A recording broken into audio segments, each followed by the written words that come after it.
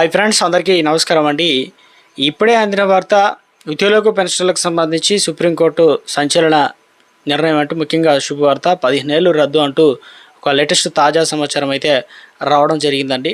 So ఆ వివరాలు ఏంటనేది కూడా మనం వీడియోలో తెలుసుకుందామండి. వీడియోని చివరి వరకు చూడండి, అర్థమవుతుంది. మొదటిసారి ఛానల్ వస్తే తప్పకుండా సబ్స్క్రైబ్ చేసుకోండి. చూస్తున్నారు కానీ లైక్ చేయడం మర్చిపోతున్నారండి, వెంటనే లైక్ చేయండి. వివరాలకు అయితే వెళ్ళిపోదామండి. సో ముఖ్యంగా 15 ఏళ్ళకు సంబంధించి అంటే తర్వాత వచ్చే పెన్షన్ నుంచి కమ్యూటేషన్ భాగాన్ని తప్పనిసరిగా 15 ఏళ్లలో రికవరీ చేయాలని చెప్పేసి నిబంధనను సవాల్ చేస్తూ ముఖ్యంగా కేసు అనేది సుప్రీంకోర్టులో ఏపీ ప్రభుత్వానికి నోటీసులు అయితే జారీ చేయడం అయితే జరిగిందనమాట.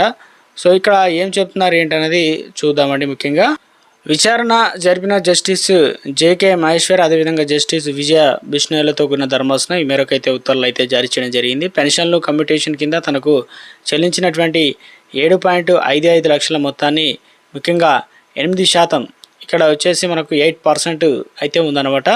వార్షిక వడ్డీ కింద రికవరీ చేస్తే 11 ఏళ్లలో 3 నెలల్లో మొత్తం తీరిపోతుందని చెప్పేసి క్లారిటీ వివరించారు. అయినప్పటికీ కూడా AP civil pension commutation rules 1944లోని సో ఇక ఏదైతే రికవరీ కొనసాగించడం వల్ల తనకు నష్టం జరిగిందని చెప్పి తెలపడం జరిగింది. ఇది రాజ్యాంగ విరుద్ధమని కాబట్టి దాన్ని రద్దు చేయాలని కోరుతూ ఆయన పిటిషన్ దాఖలు చేయడంతో ఏపీ ప్రభుత్వానికి ఇక ముఖ్యంగా సుప్రీంకోర్టు సంచలన తీర్పు అయితే చెప్పినట్లు ఒక అప్డేట్ అయితే వచ్చిందనమాట. ఇది ఆంధ్రప్రదేశ్ రాష్ట్రానికి. అయినప్పటికీ పెన్షన్లు కూడా వర్తిస్తుంది. ఆ రాష్ట్రం ఇలా జరుగుతుంది, మన రాష్ట్రాల్లో కూడా సో ఎలాంటి నేరాలు తీసుకుపోతున్నారు ఏంటనేది కూడా అదేవిధంగా వివరాలు అనేది తెలుసుకునే ఛాన్స్ ఉంది కాబట్టి వీడియో చేయడం జరిగిందండి. సో ప్రభుత్వం నుంచి ఎప్పటికప్పుడు చిన్న అప్డేట్ వచ్చినా తెలియజేసే ప్రయత్నం అయితే చేస్తానండి తెలుగు రాష్ట్రాలకు సంబంధించి.